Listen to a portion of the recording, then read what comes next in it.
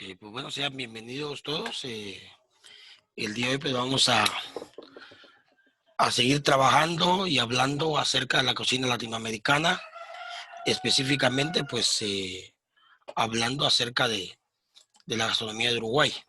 Eso es lo que vamos a seguir hablando el día de hoy. Entonces, sean bienvenidos todos.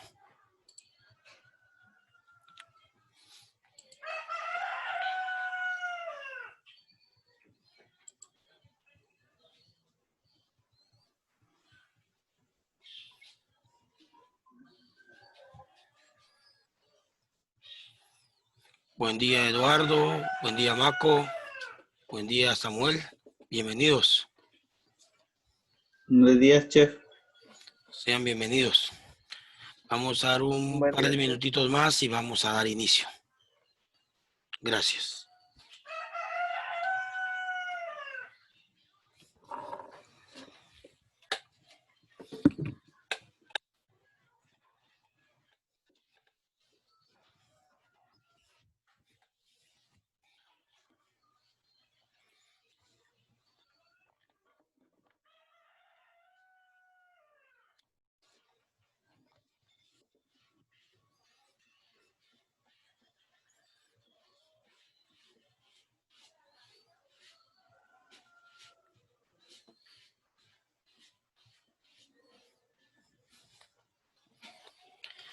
No sé, alguien de ustedes va, si quiere damos inicio para poder aprovechar el tiempo.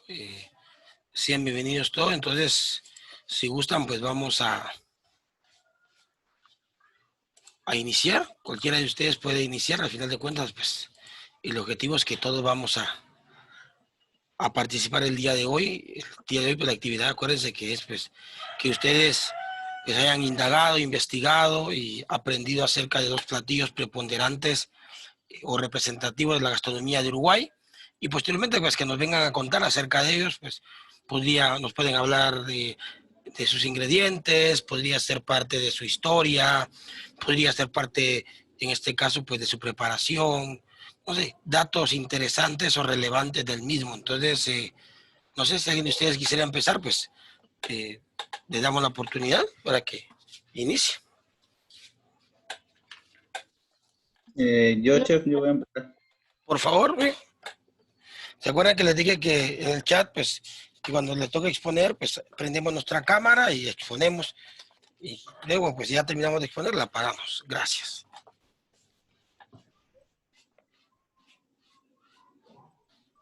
Cuando Bueno, quiera, Samuel.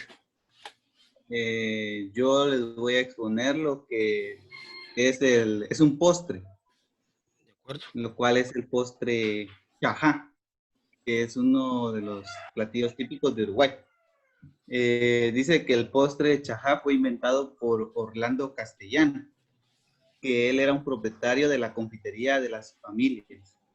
Ese postre fue creado el 27 de abril de 1927. El postre de chajá es originario de Uruguay, o sea que ahí se creó, pero su fama lo transformó en un platillo típico de Uruguay, o sea que al momento de que la gente lo empezó a consumir, pasó a ser un plato representativo de lo que es Uruguay. Algo muy interesante de destacar de este platillo es de que a pesar de que han pasado muchos años, aún se sigue preparando artesanalmente. Investigando yo ahí, dice que aún no han podido encontrar máquinas que logren dar la forma de este postre, sino que se sigue preparando artesanalmente.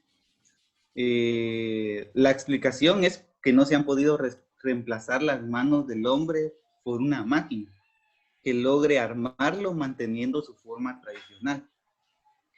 Otro dato curioso de esto es de que al igual que se prepara a mano, solo la familia original sabe la receta. En el sentido de que es que al igual que con otras fórmulas, la receta no la sabe nadie más que la familia del inventor, ni la propia fábrica la conoce en forma completa. Es decir, que se conocen algunos ingredientes, sí, o sea, que son los bizcochuelos, la manteca, el merengue, la crema hecha con margarina vegetal, azúcar y conservantes y fruta. De eso es lo que se dice que está hecho el chajá. Pero la receta en sí o el sabor en sí es esencialmente secreto.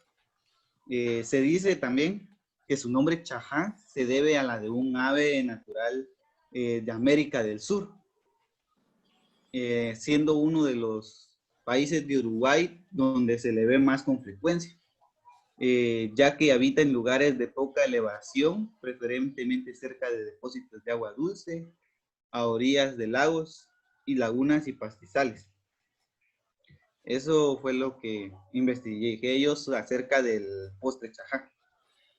Ahora con lo respecto a su receta,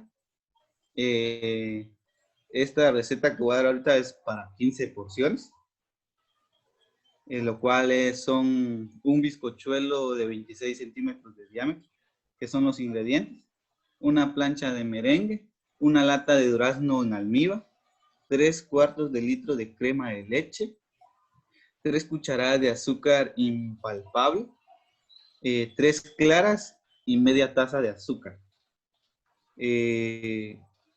Ahora con lo que respecta a la preparación. Es la preparación, primero se bate la leche junto al azúcar impalpable cernido hasta que espese bien. Esto sería para hacer la crema chantilly. Ahora las claras se tiene que batir con una cucharada de azúcar hasta que estén firmes. Incorporar las 2 restantes, batir un poco más y retirar. Incorporar las claras a la crema chantilly en forma envolvente. Ahora, con los duraznos en almíbar, se tienen que retirar los duraznos y escurrirlos bien. Reservar 2 mitades para decorar y el resto para picarlos. El almíbar, o sea, lo que es el jugo, se reserva. Para hacer el merengue se utiliza la mitad de la plancha de merengue para el armado del postre y la otra mitad reservarla para cubrir todo el postre. Se rompe un poco el merengue, no pulverizarlo, para esparcirlo en trozos en las distintas capas. Y el bizcochuelo, que se tiene que cortar en trozos medianos. Las medidas tienen que ser parejas. Preferentemente se utilizan las partes más firmes del bizcochuelo, como pueden ser el borde y su base para cubrir el fondo y los costados. Eso sería todo para prepararlo. Ahora, para armar el postre, se emplea un recipiente de plástico o de acero rectangular, o en este caso puede ser un molde. Se comienza cubriendo el fondo del recipiente con los trozos de bizcochuelo cortado. No tiene que quedar totalmente cubierto, se deja un pequeño hueco entre uno y otro. Alrededor se colocan los trozos de mayor consistencia, que se colocan uno al lado del otro hasta terminar de cubrir el borde. Este borde se sostiene con el mismo relleno que le vamos integrando en este orden. Se cubre el fondo cubierto de bizcochuelo con un poco de crema chantilly. Luego se esparcen trocitos de durazno. Se cubre con algunos trozos de merengue. Luego con trozos de bizcochuelo cortado. Dice, se presiona un poco con el revés de una cuchara y se moja apenas el bizcochuelo con el almíbar de durazno que había reservado. Se sigue cubriendo el borde con trozos de bizcochuelo. Se vuelve a cubrir con crema chantilly, durazno, merengue, bizcochuelo y almíbar. Ese proceso se va repitiendo hasta que se va llenando o hasta donde le queden los ingredientes. Continuar así hasta terminar los ingredientes. Cuidando de ir cubriendo los bordes con trozos de bizcochuelo. Una vez armado el postre, se va a sobresalir del recipiente, pero luego con el tiempo se va a ir asentando. Se lleva unas horas a la heladera o se puede desmoldar ahí mismo y meterlo a la heladera y después, por último, se tiene que decorar con duraznos cortados en gajo y la crema chantilly. Eso sería lo que es el postre chajá. Ajá. ¿De acuerdo, Samuel? Ahora con el otro platillo es una salsa. ¿De acuerdo? Que es la salsa Caruso. Su historia dice: la salsa Caruso debe su nombre nada más y menos que al famoso cantante italiano Enrico Caruso, Dice, fue recibido en Uruguay en 1915. La receta de la salsa Caruso es originaria de Uruguay, lo único que fue creada por un italiano. Fue recibido en Uruguay en 1915 y disfrutó de varios placeres montevideanos, entre ellos la comida. Eran inmigrantes y músicos italianos, como lo fue en su momento Enrico Caruso, un cantante italiano muy importante que en aquellos tiempos estaba de gira por Sudamérica y hacia un importante concierto en Uruguay.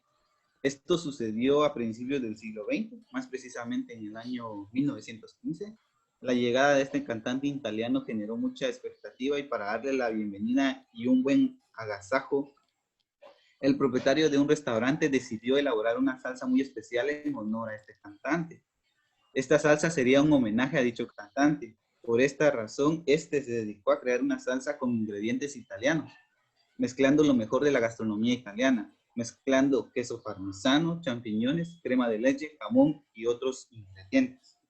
Dice, años después, hacia 1950, el restaurante llamado Mario y Alberto, ubicado en Tacuarembó y Constituyente, dio a conocer la salsa Caruso a base de crema de leche, cebolla, jamón, champiñones y extracto de carne. La salsa se hizo famosa y era ideal para acompañar capelletis o pastas. El plato recibió el nombre de capelletis a la Caruso en honor al cantante, quien nunca disfrutó de este platillo. La salsa Caruso es considerada patrimonio nacional uruguayo y es muy utilizada en la cocina de las familias uruguayas y también en las de Argentina y Brasil, pero con menos énfasis. Asimismo, la salsa se ha hecho famosa en toda América y Europa, estando presente en numerosas cartas de restaurantes en todo el mundo. Eso fue lo que encontré yo de la salsa Caruso.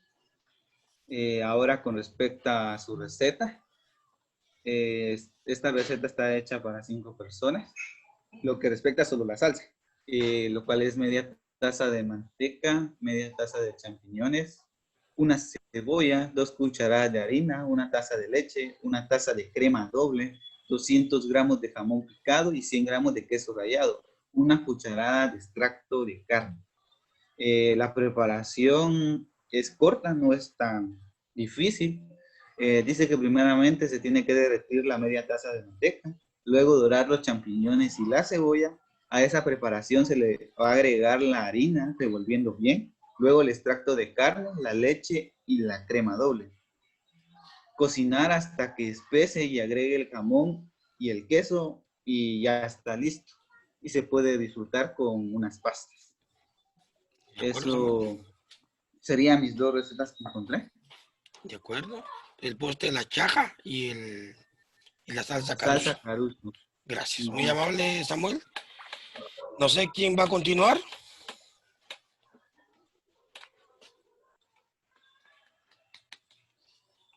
Por favor, para así aprovechar el tiempo.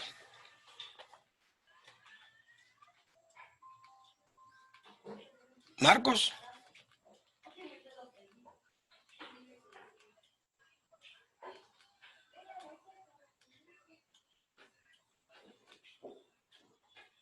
No sé quién de Eduardo, Vilma. ¿Usted va a continuar, Daily? Por favor. Sí, chef, me escucha, me logra escuchar bien, ¿no? Sí, claro. Bueno. Primero, buenos días a todos. Yo voy a hablar sobre la milanesa. La milanesa está hecha con carne vacuna, se puede preparar de pollo, de pescado, carne ovina o carne porcina. La milanesa es pasada por huevo y pan rallado, se prepara frita o horneada. Cuando la vamos a preparar horneada, el horno se debe de precalentar a 220 grados Celsius y se mete a cocinar a 250 grados Celsius. Cuando uno mira que ya la corteza del pollo está dorada, se baja el horno a 200 grados Celsius. Sus ingredientes principales es el pan rallado, huevos, sal, pimienta, orégano y aceite. Generalmente lleva una guarnición de ensalada, puré o papas fritas o en forma de sándwich. En Uruguay se prefieren las milanesas con los cortes de nalga o pulpa, cuadrada o lomo. Y la milanesa lleva lo que es el rebozado, que es una mezcla de harinas con líquidos como agua, leche o huevo. Entre las harinas está la harina que se obtiene del cereal molido y también pueden ser alimentos ricos en almidón. Se le puede agregar un gasificante como la levadura para subir el rebozado. Se puede fermentar naturalmente para que tenga un buen sabor. Se puede usar agua carbonatada o otro líquido carbonatado, como por ejemplo está lo que es la cerveza. Su historia se origina en la cocina lombarda, en Cocotela allá milanese. Algunos autores la consideran una variante del bistec vienes, introducido en Lombardia durante el dominio austriaco, donde ellos mantienen la receta original sustituyendo la harina por el pan rallado. Otros sostienen que la influencia es inversa en el siglo XVIII. El erudito Pietro Berri indicó que aparecía con el nombre de lombolos cum panitio como un plato típico milanés del siglo XII. En Uruguay fue introducida por inmigrantes italianos a finales del siglo XXI y la primera mitad del siglo XX. La primera receta se publicó en 1880 por el consumo de carne en esos países. Eso es con respecto a la milanesa, ya que la milanesa pues es un filete de carne que es rebozada. La siguiente receta es lo que es el choripán, que es un sándwich de chorizo acompañado de lechuga y tomate con distintas salsas. Es considerada como comida rápida, generalmente se vende en carritos de comida. Es una comida de chorizo asado que se sirve entre dos pedazos de pan como una hamburguesa. Se prepara con pan francés, chorizo asado criollo o parrillero. Es consumido fresco, se condimenta con salsa chimichurri o aderezo uruguayo o pebre. Sus ingredientes es el pan chorizo, salsas opcionales.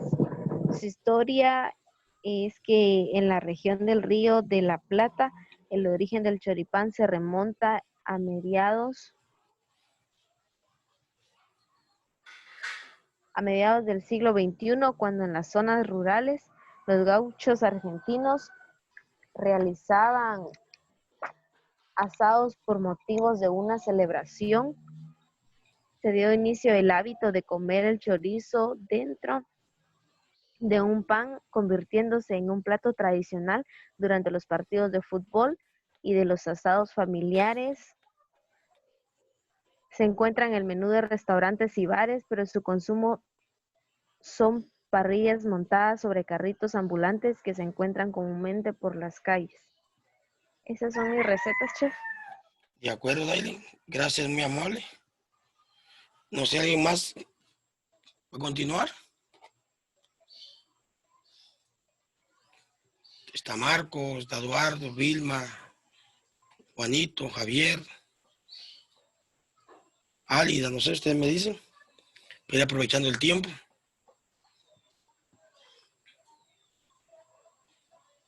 Voy a continuar yo, chef. Por favor, Juanito.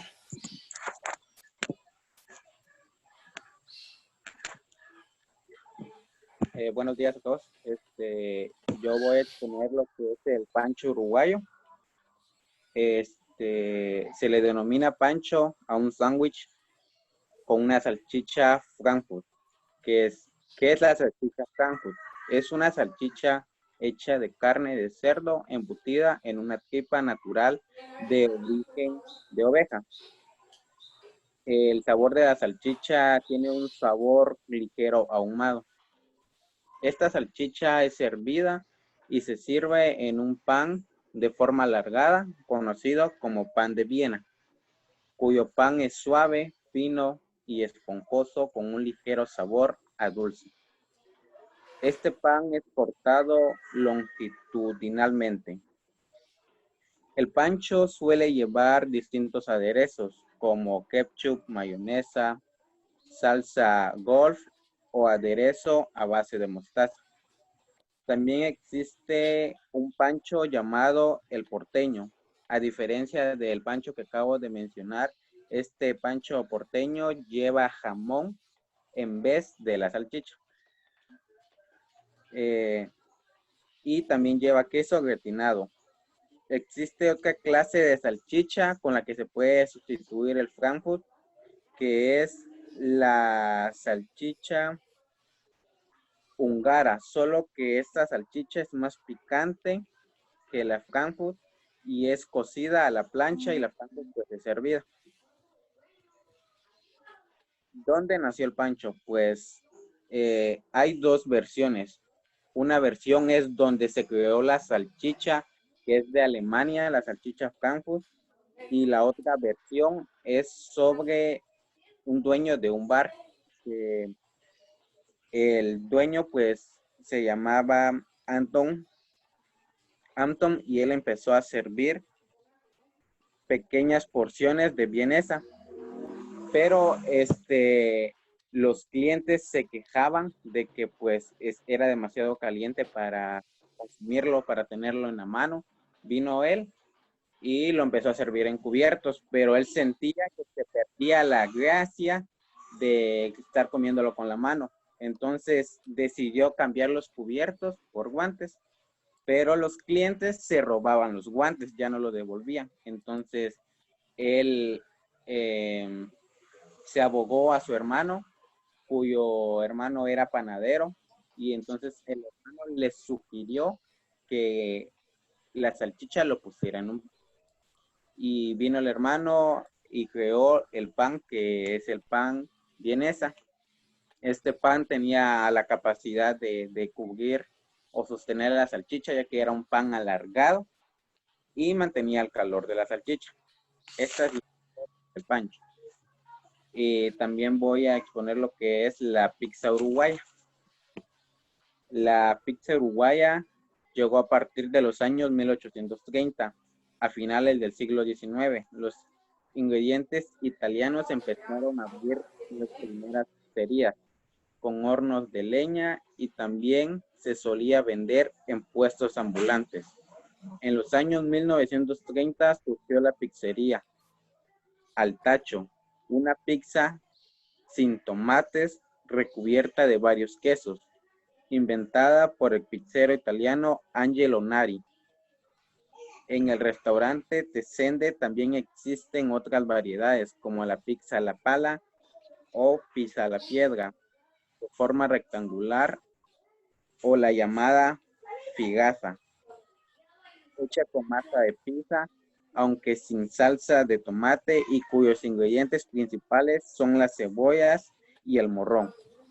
Durante los años 1960 su consumo se volvió popular.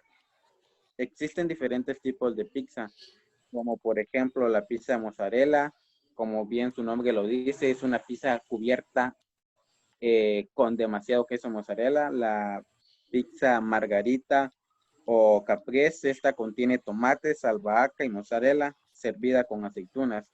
La pizza figaza, que está compuesta por mozzarella, cebolla, panceta o jamón y queso mozzarella. Y la pizza cuatro quesos, como su nombre lo indica, está compuesta por cuatro quesos. Los quesos son queso mozzarella, parmesano, roquefort y provolone.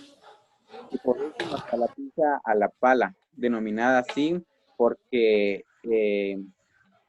la pizza tiene la forma y el tamaño de la pala del pizzero.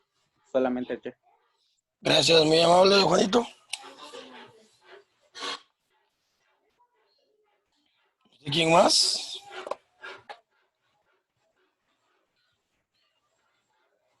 Ya expuso Por favor.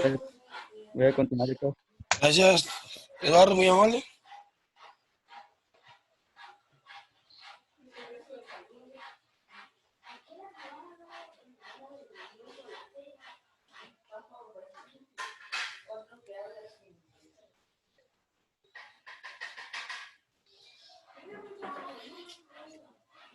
Eduardo, tiene apagado su micrófono.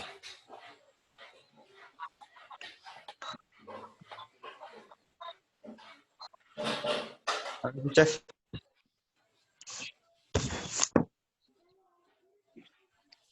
Yo les voy a exponer un poco sobre el sándwich de lomo. El sándwich de lomo es un sándwich típico de la gastronomía argentina, paraguaya y uruguaya. En su forma habitual de su consumo consiste entre 2 panes de lomo y un pan de forma rectangular. Muchas veces el pan se tuesta para evitar que la humedad de los ingredientes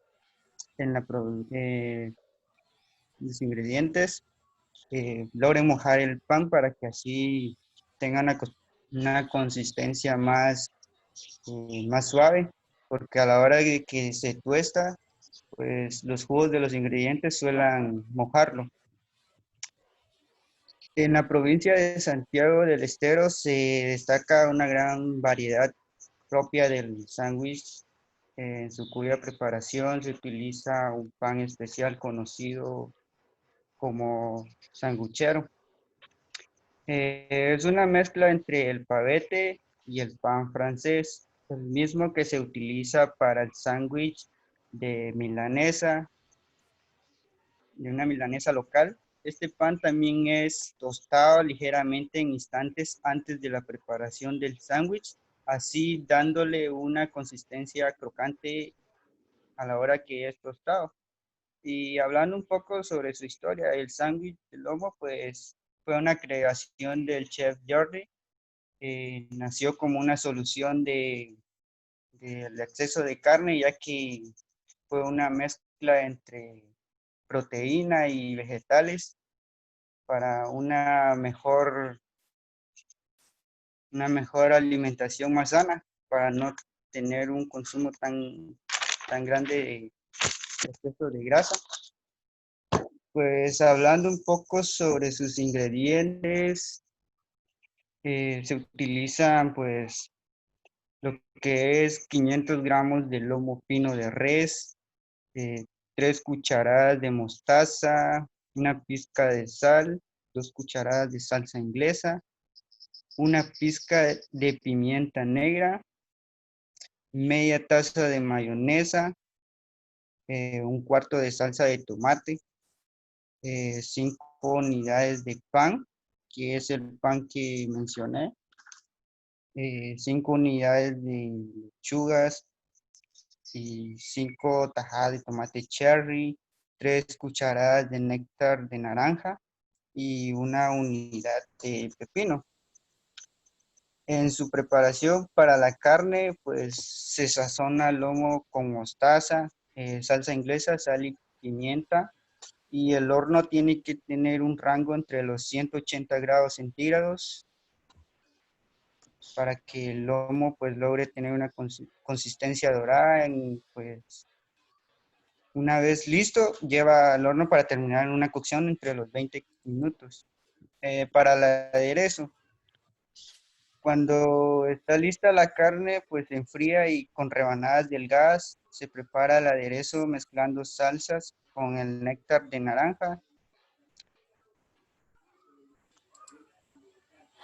Pues cortar el pan horizontalmente en una taza, salsa de base y con la otra base del pan, pues taparlo. Colocar pues las hojas de lechuga en una rodaja de tomate, la carne, el pepinillo picado o en tiras y luego pues se sirve. De acuerdo. Eso sería con respecto a lo del sándwich de lomo. Gracias. Y pues ahora con lo que es la figaza. Figasa. Juanito pues creo que lo mencionó, pero les voy a comentar un poco más sobre eso. La figasa o fugaza, llamada así en Uruguay, es la primera hermana de la Fucasia genovesa. La figasa rellena no es muy común en Genova hoy en día, pero la que más se consume es la figasa rellena de cebolla o queso y eran más consumidas en los bares de Montevideo. Es una variedad de pizza argentina originaria de Buenos Aires, pero siempre se fue originando en la parte de Uruguay, ya que es una combinación de la pizza napolitana llamada Genova Figasa. Fue inventada por el pizzero argentino hijo de Genovés, Juan Banchero, en el barrio de La Boca en algún momento entre 1893 y 1932, cuando se inauguró la pizzería. Banchero, la pizza llega a Argentina que pudo poco a poco también se fue originando en Uruguay en la segunda mitad del siglo XIX con la ola de inmigrantes que se convirtió en las etnias italianas, mayorista dentro de la población. En su punto de aparición fue en el barrio de La Boca. Allí se quedó en la familia Banchero, que fue quien abrió su primer local de pizzería. En 1893, Genovés Banchero también abrió una panadería llamada Riachuelo, ya que no se vendería solo pizzas, sino que también pues tenía en mente vender lo que eran los panes, ¿verdad? Y en 1934 Juan Banchero fue nombrado el emperador de Fugaza con queso por la República de la Boca. Y bueno, en los ingredientes del platillo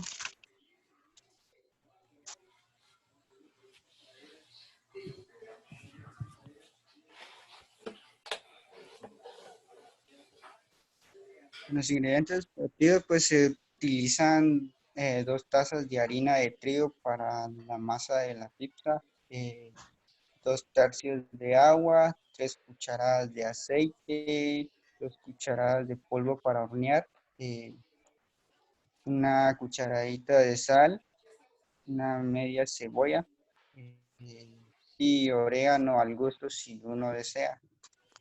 Para la preparación, pues en un bol o sobre la mesa colocar la harina con un hueco y medio, ¿verdad? Para colocar los ingredientes dentro de ella. Colocar el aceite y el polvo, el agua, unir y amasar hasta que quede bien integrada la masa, agregar más harina o agua si es necesario.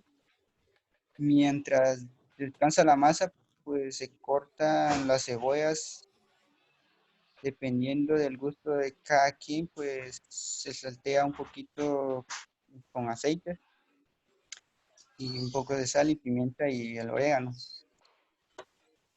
Se estira la masa del tamaño de la asadera que se va a usar, la aceitamos un poco y se coloca la cebolla y se lleva al horno para luego pues ser consumida. De Eso acuerdo, sería. de acuerdo, Eduardo, gracias, muy amable por compartir.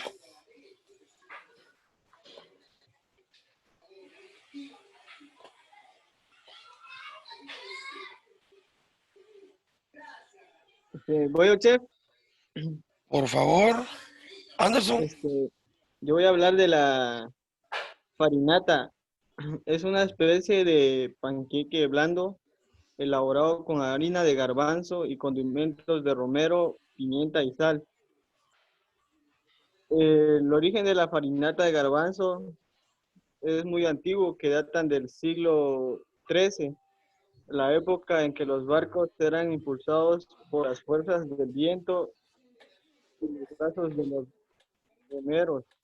Los alimentos almacenados en la despensa del barco durante la travesía consistían principalmente en legumbres, como los garbanzos, que se conllevan bien y no son propensos a degradarse.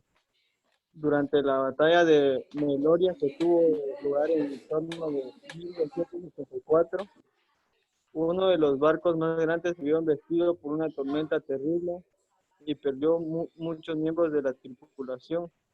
Después de la lluvia, el sol salió de nuevo, pero la bodega donde guardaban los garbanzos estaba completamente inundada por el agua del mar.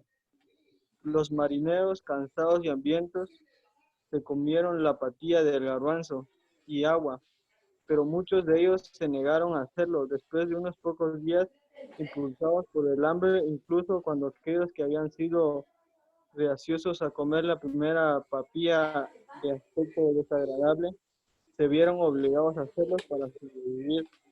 La mezcla de agua y garbanzo dejada en el sol durante unos días había formado una corteza dorada y en el sabor muy agradable. De esta manera fue la primera que se hizo. Y los ingredientes que lleva son harina de garbanzo, agua, aceite de oliva extra virgen y sal. Eso es de la farinata. También voy ¿De a acuerdo? hablar de las empanadas criollas. ¿De acuerdo? Son un plato típico de la gastronomía vietnamita. Las empanadas se consumen en todo el mundo, pero cada región tiene sus variantes características. En el Río de la Plata, la empanada, combinaciones tradicionales españolas e italianas, traída por los inmigrantes que llegaron a Uruguay. En Uruguay las empanadas son popularmente consumidas, son de fáciles preparación y se consiguen en muchos restaurantes y puestos callejeros. Incluso hay muchos locales de comida que venden empanadas de manera exclusiva. Existe gran variedad de ellos, pero una empanada típicamente uruguaya es la empanada criolla.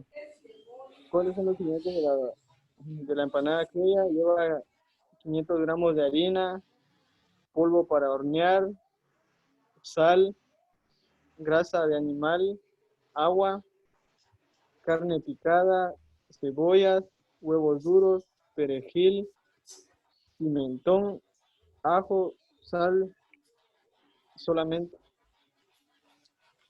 ¿De acuerdo? ¿qué? Es la farinata y las empanadas criollas. Sí, chef, esas son. Gracias, muy amable, Vaya, chef. Anderson. No sé quién más.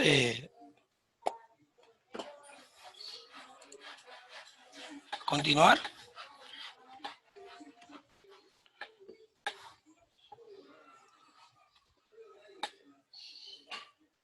Buenos días. Buen día, Vilma. Buenos días a todos también. Buenos días. Bueno, yo voy a poner el primer plato, que es el revuelto gramajo.